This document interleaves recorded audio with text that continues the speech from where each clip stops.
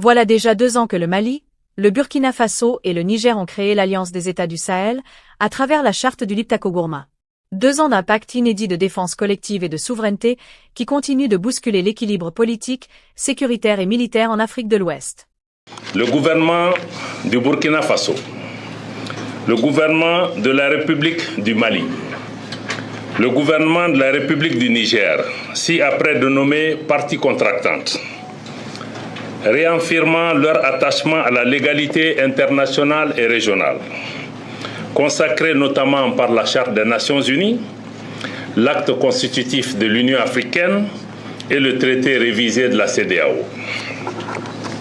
Convaincus de la nécessité de poursuivre les luttes héroïques menées par les peuples et les pays africains pour l'indépendance politique, la dignité humaine et l'émancipation économique. Fidèles aux objectifs et idéaux de l'autorité de développement intégré des États du Liptako-Gourma. Guidés par l'esprit de fraternité, de solidarité et d'amitié, engagés à renforcer les liens séculaires entre leurs peuples, déterminés à exercer pleinement et à veiller au respect de la souveraineté nationale et internationale, résolus à défendre l'unité nationale et l'intégrité des États respectifs, considérant les menaces multiformes à l'espace commun aux 3 pays, conscients de la responsabilité de protéger les populations civiles en toutes circonstances, rappelant le droit naturel des États à la légitime défense individuelle ou collective, sont convenus de ce qui suit. Article 1er. Par la présente charte, dénommée charte du Liptako-Gourma, les parties contractantes instituent entre elles l'Alliance des États du Sahel, en abrégé AES. Article 2. L'objectif visé par la charte est d'établir une architecture de défense collective et d'assistance mutuelle aux parties contractantes. Article 3. Les parties contractantes mettront en place ultérieurement les organes nécessaires au fonctionnement et mécanismes subséquents de l'Alliance et définiront les modalités de son fonctionnement. Article 4. Les parties contractantes s'engagent à lutter contre le terrorisme sous toutes ses formes et la criminalité en bande organisée dans l'espace commun de l'Alliance. Article 5. Les parties contractantes œuvreront en outre à la prévention, la gestion et au règlement de toute rébellion armée ou autre menace portant atteinte à l'intégrité du territoire et à la souveraineté de chacun des pays membres de l'Alliance, en privilégiant les voies pacifiques et diplomatiques et en cas de nécessité à user de la force pour faire face aux situations de rupture de la paix et de la stabilité. Article 6. Toute atteinte à la souveraineté et à l'intégrité territoriale d'une ou plusieurs parties contractantes sera considérée comme une agression contre les autres parties et engagera un devoir d'assistance et de secours de toutes les parties, de manière individuelle ou collective, y compris l'emploi de la force armée, pour rétablir et assurer la sécurité au sein de l'espace couvert par l'Alliance. Article 7. L'agression, telle qu'évoquée à l'article 6, comprend également toute attaque contre les forces de défense et de sécurité de l'une ou plusieurs parties contractantes, y compris lorsque celles-ci sont déployées à titre national sur un théâtre d'opération en dehors de l'espace de l'Alliance. Toute attaque et en tout lieu contre les navires et aéronefs de l'une ou plusieurs parties. Article 8. Les parties s'engagent à ne pas recourir entre elles à la menace, à l'emploi de la force ou à l'agression, soit contre l'intégrité territoriale ou l'indépendance politique d'une partie. À ne pas faire de blocus des ports, des routes, des côtes ou des infrastructures stratégiques d'une partie par les forces armées. Ne pas, à partir d'un territoire mis à la disposition par une partie, perpétrer des attaques ou des agressions contre une autre partie ou des États tiers. Ne pas, à partir du territoire d'une partie, permettre à des groupes armés, des forces armées irrégulières ou des mercenaires perpétrer des attaques contre un pays du champ. Article 9. Les décisions de l'Alliance sont prises à l'unanimité des États parties. Article 10. Le financement de l'Alliance est assuré par les contributions des États parties. Article 11. La présente charte peut être ouverte à tout autre État partageant les mêmes réalités géographiques, politiques, socio-culturelles qui acceptent les objectifs de l'Alliance. La demande d'adhésion est acceptée à l'unanimité des États parties. Article 12. Toute proposition de modification de la présente charte est soumise à l'acceptation unanime des États parties. La demande de modification doit être notifiée aux autres États parties par la voie diplomatique, moyennant un préavis de 3 mois. Article 13. Tout différend né de l'interprétation ou de l'application de la présente charte est réglé par la voie diplomatique. Article 14. La présente charte peut être dénoncée par toute partie contractante.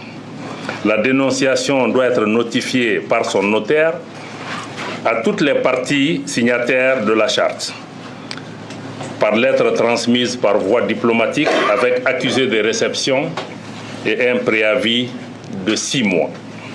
Article 15.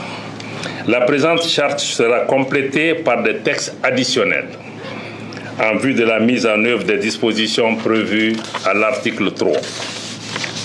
Article 16.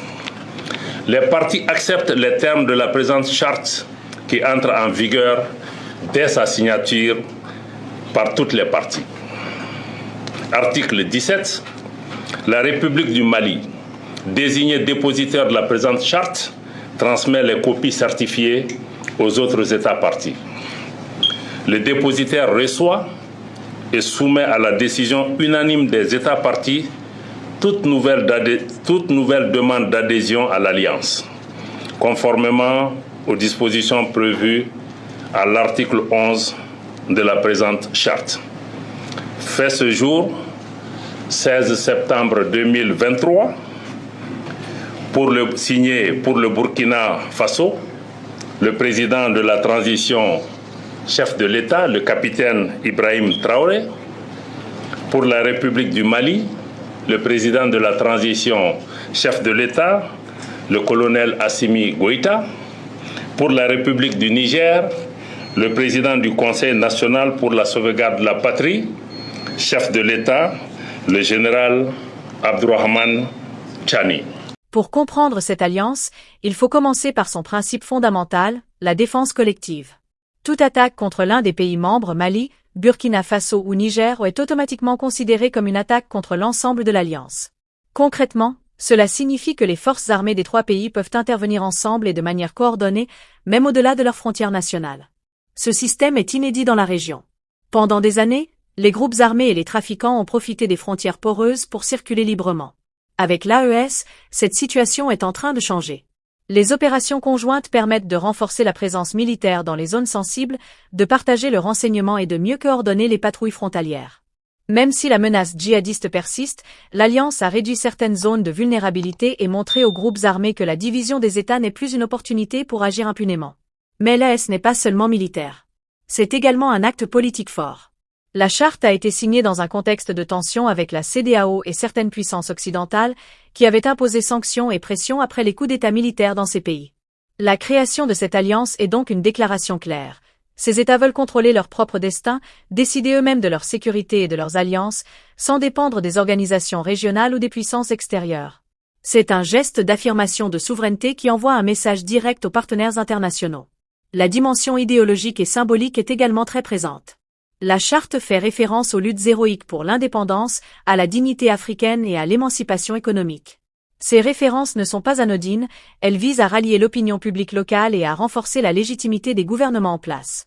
En mettant en avant des valeurs comme la fraternité, la solidarité et l'unité africaine, l'AES ne se limite pas à la sécurité, elle veut aussi incarner une vision politique et morale, un symbole de résilience et de souveraineté dans un contexte souvent marqué par la dépendance extérieure. En termes de réalisations concrètes, l'Alliance a permis plusieurs avancées importantes. D'abord, la coordination militaire entre Mali, Burkina Faso et Niger a été renforcée, avec des actions conjointes sur le terrain et des échanges de renseignements plus efficaces. Ensuite, les forces armées peuvent désormais répondre plus rapidement aux menaces transnationales. Enfin, l'Alliance a créé un cadre légal et politique pour agir en commun, ce qui lui donne un poids diplomatique supplémentaire. Ces éléments montrent que l'AES n'est pas seulement un accord sur papier, c'est une structure opérationnelle avec des effets tangibles. Cependant, plusieurs défis persistent. Le premier est le financement. Le budget de l'Alliance repose uniquement sur les contributions des États membres, dont les économies sont fragiles et confrontées à de multiples crises. Ensuite, le fonctionnement basé sur l'unanimité peut ralentir les décisions, surtout dans des situations d'urgence. La violence djihadiste et la criminalité transfrontalière restent des menaces majeures, prouvant que l'Alliance n'est pas une solution miracle.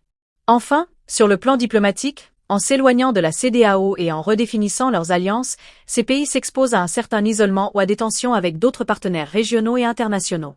L'un des aspects les plus intéressants de l'AES est qu'elle reste ouverte à d'autres pays partageant les mêmes réalités géopolitiques et socioculturelles. Cela signifie que l'Alliance pourrait s'élargir pour créer un bloc régional plus large et plus cohérent, susceptible de jouer un rôle majeur dans la stabilité du Sahel et de l'Afrique de l'Ouest. Après 2 ans d'existence, il est possible de dresser un bilan nuancé. Sur le plan militaire et stratégique, l'Alliance a renforcé la coordination et la présence dans les zones sensibles. Sur le plan politique, elle a affirmé l'indépendance et la souveraineté des États membres. Sur le plan symbolique, elle a mobilisé les opinions publiques autour d'un projet commun.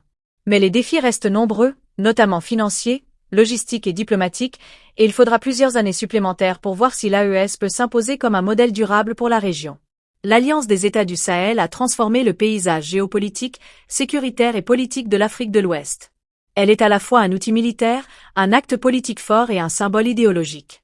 2 ans après sa création, elle n'est plus un simple accord signé sur papier, c'est une réalité tangible qui façonne déjà les rapports de force dans la région. Les prochaines années seront décisives pour savoir si cette initiative réussira à stabiliser le Sahel et à devenir un modèle durable d'intégration régionale, ou si elle restera une expérience fragile mais emblématique de la souveraineté africaine. Abonne-toi pour ne pas rater les prochaines vidéos brûlantes sur l'actualité et la géopolitique.